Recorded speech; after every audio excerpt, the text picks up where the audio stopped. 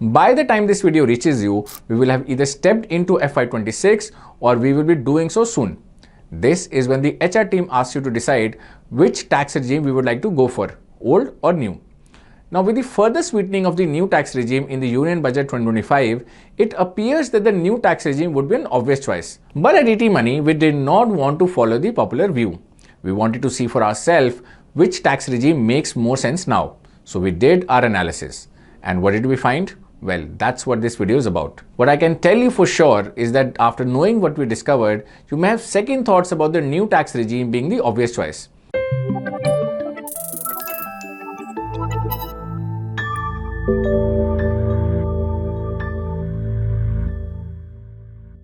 Hello and welcome to ET Money's YouTube channel.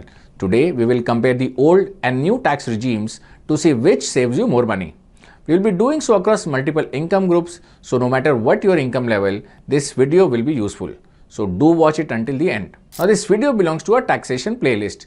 If you like to watch more tax related videos, you can check this playlist. The link is in the description.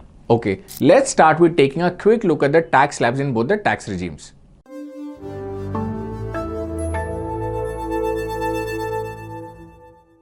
The applicable tax slabs in the old regime for an individual under 60 years are on your screen. The basic exemption limit up to which there is no tax is 2.5 lakh. But in effect, if someone has a total income of up to 5 lakh, then there is also no tax as a rebate of up to 12,500 applies to such an income, which nullifies the tax. For incomes between 5 lakh and 10 lakh, the tax rate is 20% and is 30% for incomes exceeding 10 lakh. Now, on all incomes, a standard deduction of 50,000 is applicable. So, this amount straight away reduces your taxable income. However, note that the standard deduction benefit applies only to salaried workers and pensioners and not to the self-employed or business owners. Also, if your sole source of income is interest, rent or capital gains, you can't avail of the standard deduction. Okay, let's check the tax slabs in the new tax regime. The slabs were revised in Union Budget 2025 and will be applicable from FY26 onwards. Now, if you would like to compare the slabs with the previous ones to see how much more they can help you save, watch our Budget 2025 video. The link is in the description. Now, the basic exemption limit in the revised new tax regime is up to 4 lakh of income. After that, the tax rate goes up by 5 percentage points for every subsequent slab of 4 lakh each. The maximum tax rate is 30% and is applicable for incomes over 24 lakh. But if someone has an income of up to 12 lakh, there is no tax as there is a rebate of up to 60,000 rupees on such income. This rebate nullifies the tax. The standard deduction applicable is 75,000. Again, this is available only for salaried and pensioners. Now, one major difference between the two regimes is that the old regime had a host of deductions and exemptions that can lower your taxable income.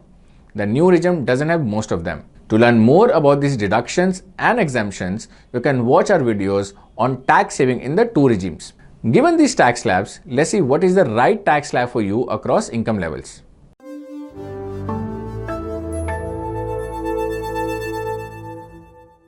As we saw, the new tax regime does not impose a tax on incomes up to 12 lakh. The rebate of up to 60,000 on such income nullifies the tax. Now, it should be noted that this rebate is applicable only if your total taxable income is up to 12 lakh. If it's more than 12 lakh, then this rebate is not applicable. Of course, given the standard deduction of 75,000, the limit of 12 lakh per slab rate is 12.75 lakh in practice. So, if your total income is up to 12.75 lakh and you opt for the new tax regime, no tax is payable. So, what about the old tax regime? In the old regime, someone earning 12 lakh would be in the highest tax bracket, which is 30%. So the obvious choice for this income group will be new tax regime. However, there is one important case where taxpayer may want to opt for the old regime. If you want an external push to help you save, invest and secure your future, the old tax regime can work better for you. This is especially useful for those in the lower tax slabs and for young earners who have just started working. Let me explain how. When we just start earning or have lower income, saving, investing and insurance can easily take backseat. This may be because you have less surplus or simply more wants. This can also put you in the consumption mode. This makes saving and investing difficult in the future too. Now, the old tax regime can be quite handy for developing a habit of saving and investing, especially at the start of your career. Let's understand this with a table on your screen. Consider a person earning 6 lakh. Under the new regime, such a person would pay no tax. So it's tempting to choose for this option. But if this person picks the old regime, he must claim deductions of 50,000 to avoid tax. Otherwise, his tax liability will be 20%, which would be 10,000 before the cess. Now, say this person gets health insurance and invests the rest in a tax saving fund or the NPS. This will make his tax liability zero, and he'll also have health insurance and some savings in the process. Since this 50,000 savings will be forced, he will have to reduce his other expenditures. Over the next couple of years, as his income goes up, the deductions required will increase too, and so will his savings. For instance, when his income becomes 8 lakh, deduction of 2.5 lakh will be required to avoid paying any tax. This will further boost his tax saving investments, and he may also think of increasing his insurance cover. He may buy life insurance and health insurance for his parents too. All this can help him start the virtuous cycle of saving, investing and securing his and his family's future.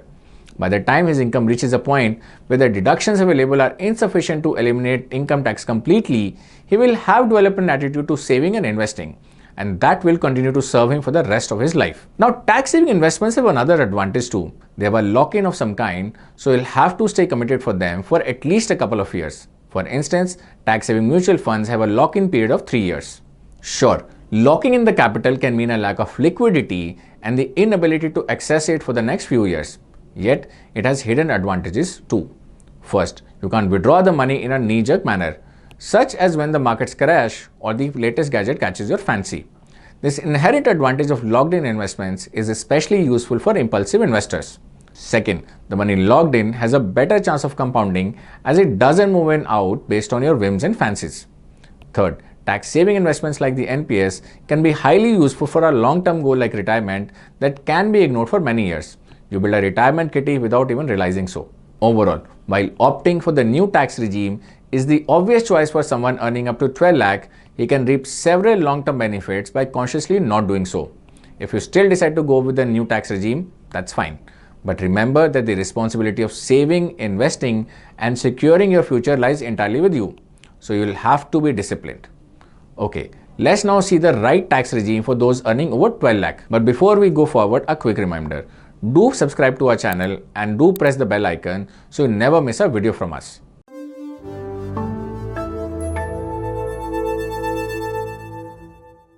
See the table on your screen. It shows a range of incomes and the corresponding taxes in new and old tax regime.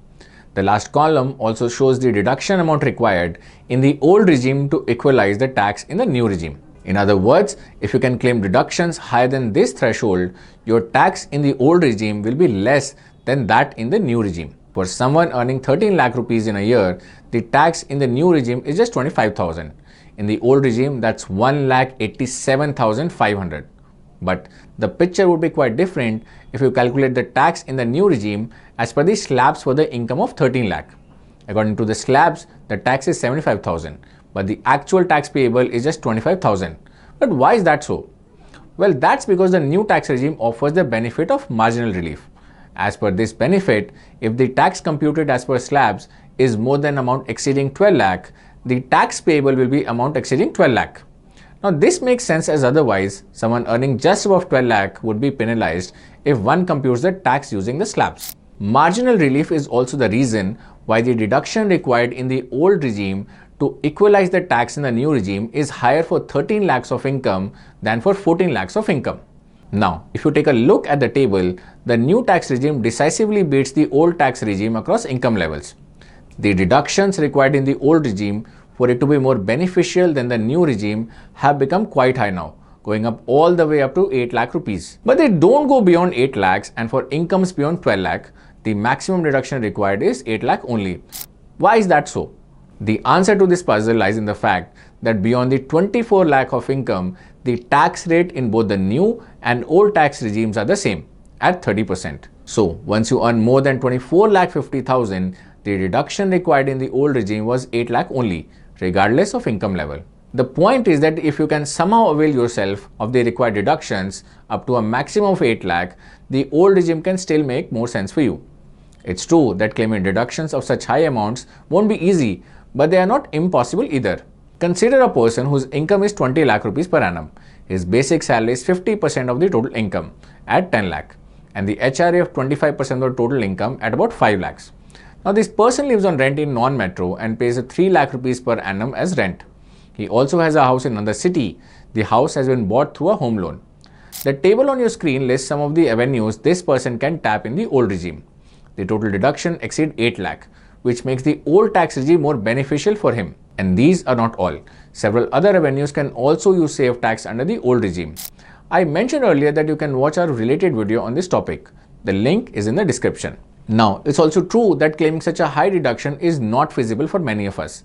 Yet, it isn't impossible. If you belong to the high income group and enjoy a large surplus, you can think of maximizing your deductions by using as many avenues as possible. Sure, doing so would be difficult if someone is in the middle income group.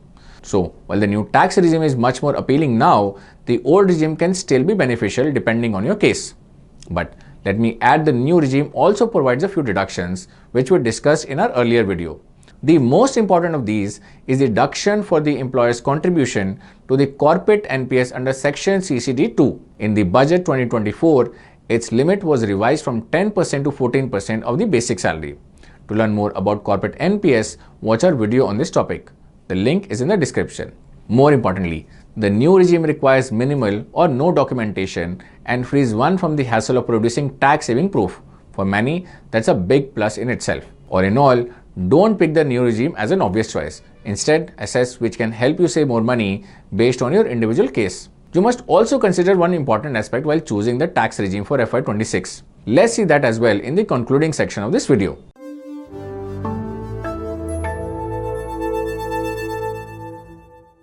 In this video, we have considered a range of incomes to help you decide which tax regime is right one for you.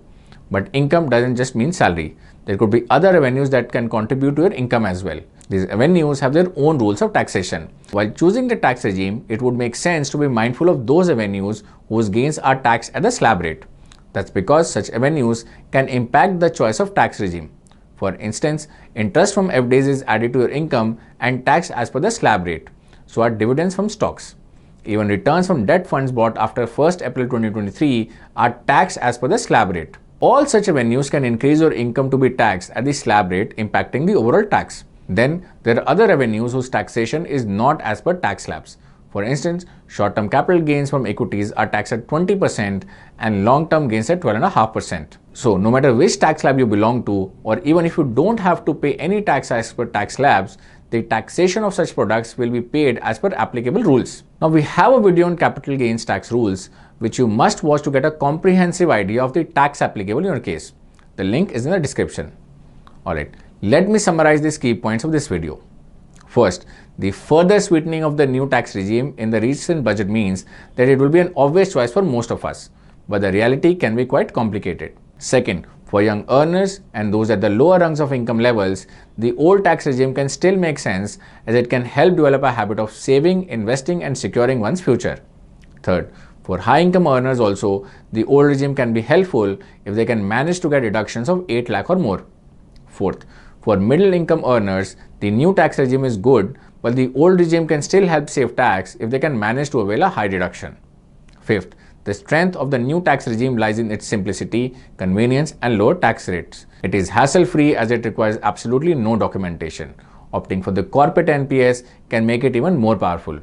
Sixth, if you're opting for the new regime, don't ignore saving, investing and insurance. Without any external push, the responsibility for your financial future rests with you if you go for the new tax regime. Seventh, do take into account the taxation of your investments and other sources of income while picking the tax regime. Eighth, if your investments and income sources are spread out and diverse, do consult a tax advisor before choosing the right tax regime. Last but not the least, no matter which tax regime you choose, you can find relevant solutions for yourself on the ET Money app. Do check it out. And with this, we have come to the end of this video. I hope you found this video useful, and if you did, please share it with your friends and family. I'll be back soon with another video. Till then, take care. Mutual fund investments are subject to market risks. Read all scheme-related documents carefully.